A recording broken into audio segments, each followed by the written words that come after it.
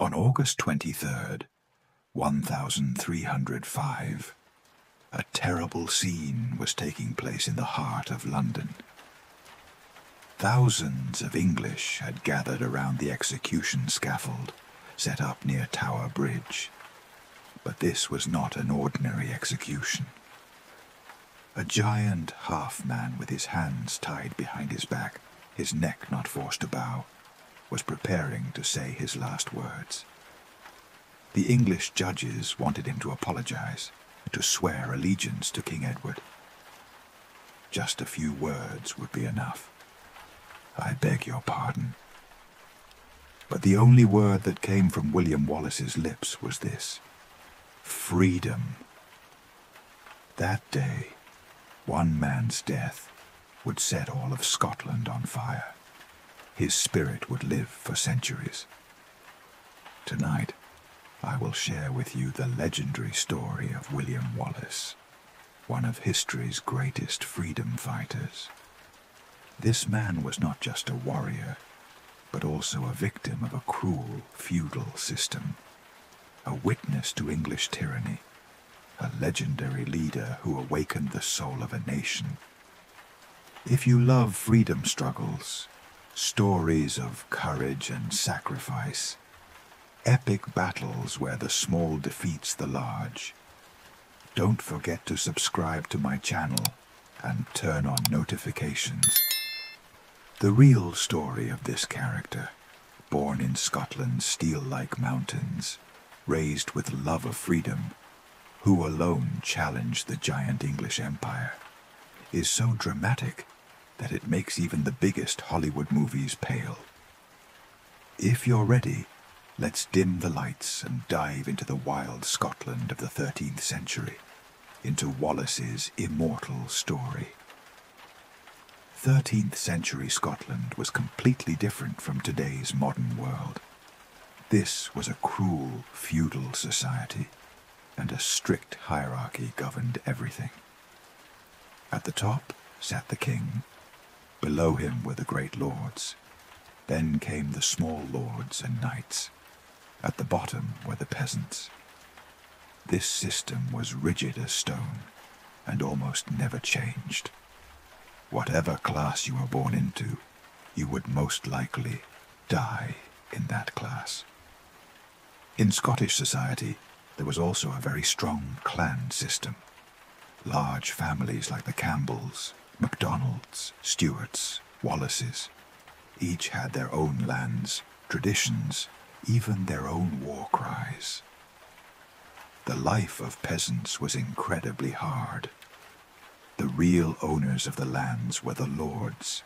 The peasants worked on these lands and gave the large part of the harvest to the lords. Only a small portion remained for their own livelihood. Lords had life and death authority over peasants. Peasants could not leave the lands without the lord's permission, could not marry, sometimes even had to marry the person the lord designated. The most terrible practice was jus primae noctis, or rite of the first night. According to this tradition, when a couple married in a lord's village, the lord had the right to spend the first night with the bride. This was not just legend, but a real practice, and was especially frequently used by English lords during the English occupation. Religious life was a very important part of the social order. The Catholic Church was so powerful that it had a say in every area of life. Peasants would definitely go to church on Sundays, listen to the priest's sermons. Priests were rare people who could read and write, and therefore were greatly respected. Scotland's economy was entirely based on agriculture. Since the climate was cold and rainy, agriculture was done under very difficult conditions. Main crops were barley, oats, and a small amount of wheat. In this harsh world, violence was part of daily life. There were constant conflicts between different clans, Land disputes turned into bloody fights. The justice system was very primitive, and punishments were heavy.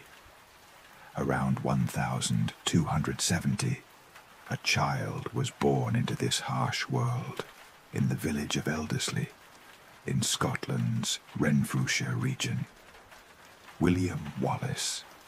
His father, Malcolm Wallace, was a small but respected landowner, although the Wallace clan was not counted among the great lords. It was a known and loved family in the region. Malcolm was not only a landowner, but also a member of the local court, and was known for his fair decisions. The village of Elderslie, where William was born, was a typical Scottish village. It was a small settlement consisting of 30 to 40 huts.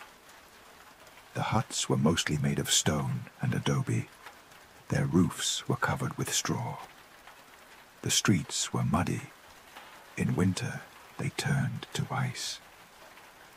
In the center of the village was a small church, a square where the market was set up. The people mostly made their living from farming and animal husbandry. Little William's childhood passed in this harsh geography. Scotland's wild nature shaped him. Steep mountains, deep valleys, foggy forests, cold lakes. This geography was not only beautiful, but also very cruel. Winters lasted 6 months. Sometimes villages would be buried under snow.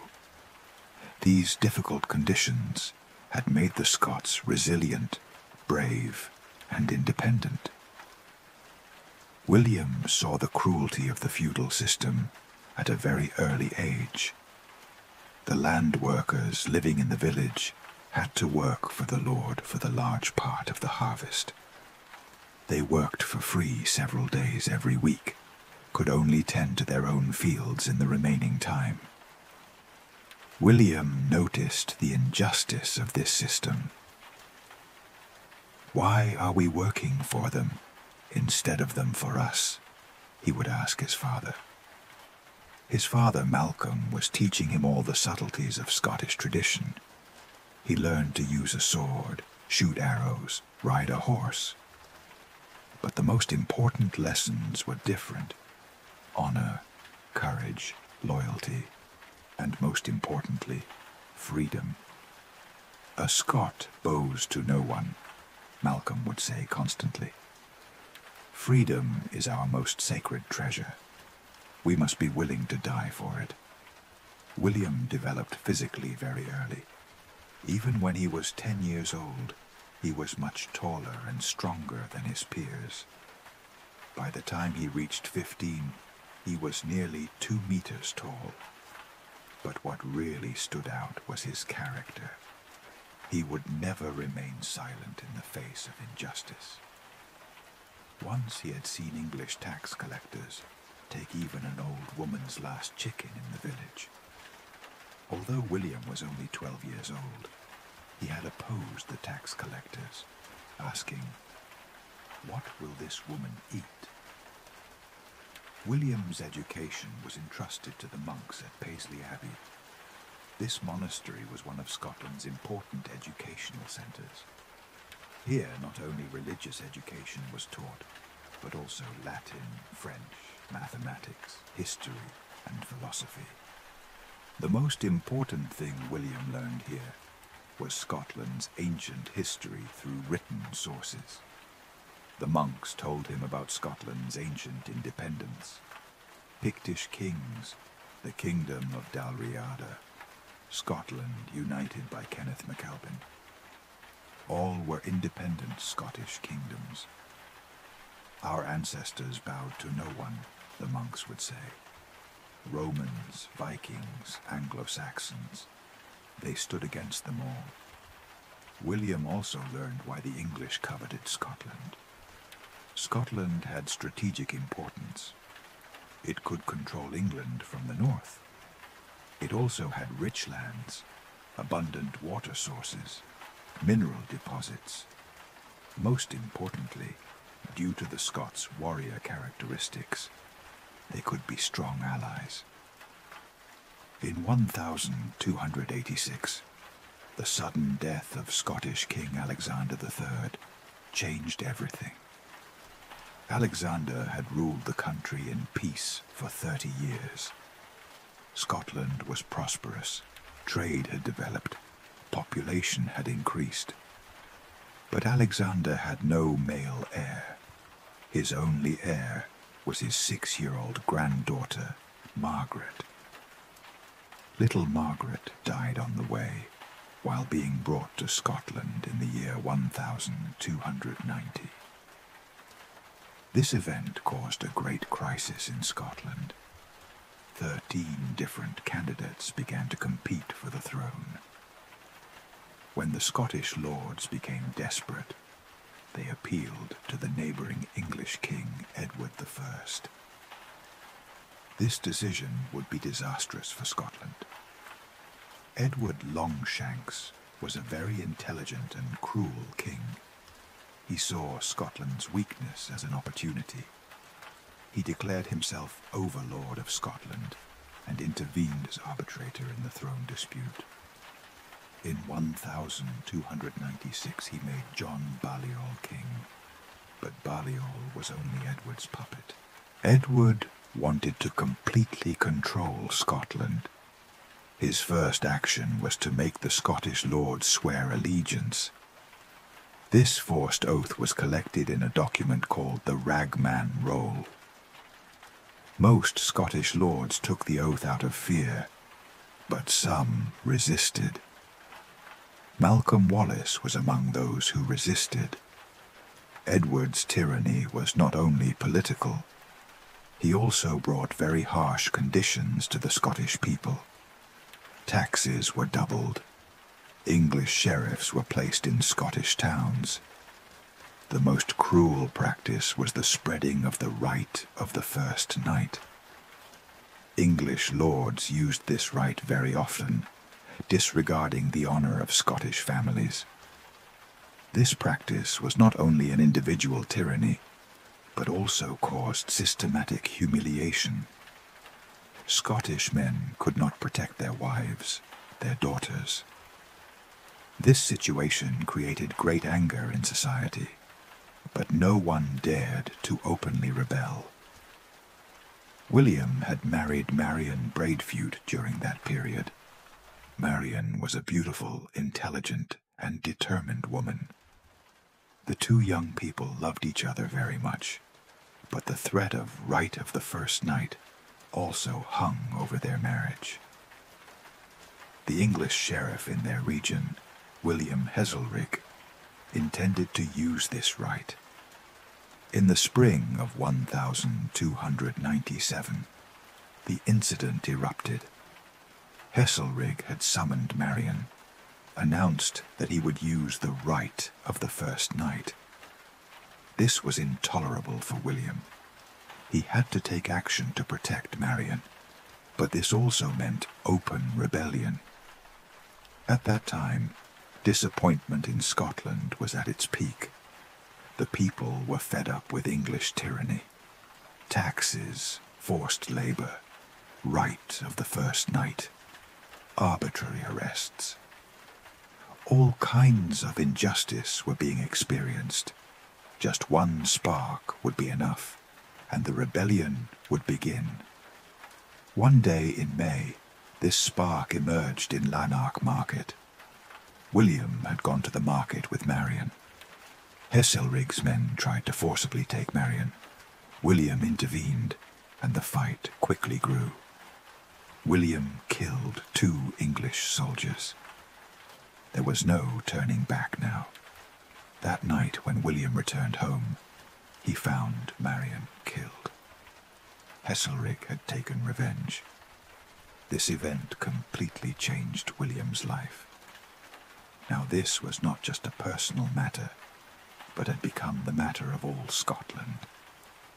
That night, William raided Heselrigg's house with 30 men. He killed the sheriff with his own hands. This action caused great repercussions throughout Scotland. Finally, someone had dared to stand against the English. With the spread of the news, Scots who wanted to join William began to flock. William's army was very different.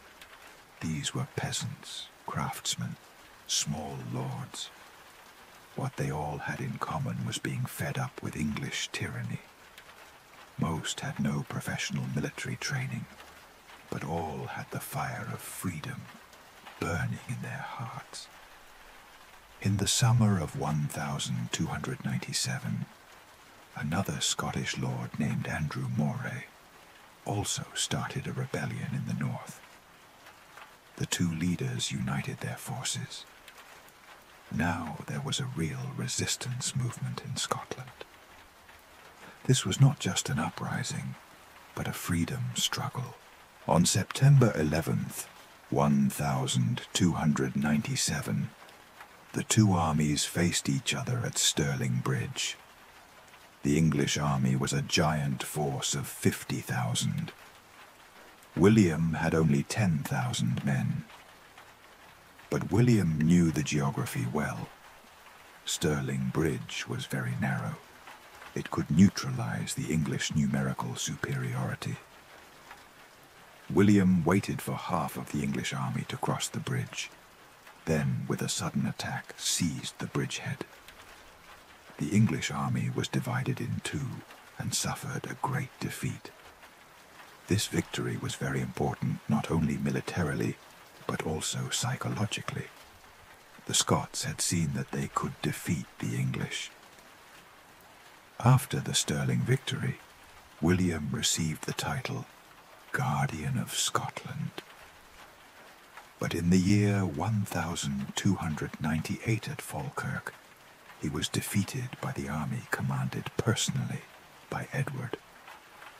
After this defeat, William withdrew to the mountains and conducted guerrilla warfare for 7 years. In the year 1305, William was captured through betrayal. He was taken to London and tried there. The English offered him pardon. He only needed to swear allegiance to Edward. But William resisted until his last breath. On August 23rd, 1305, he said his last words on the execution scaffold: "Freedom." This word was not only his testament, but the cry of all Scotland. William was killed, but his idea continued to live. A few months later, Robert the Bruce rebelled, and in the year 1314 defeated the English at Bannockburn, winning Scotland's independence.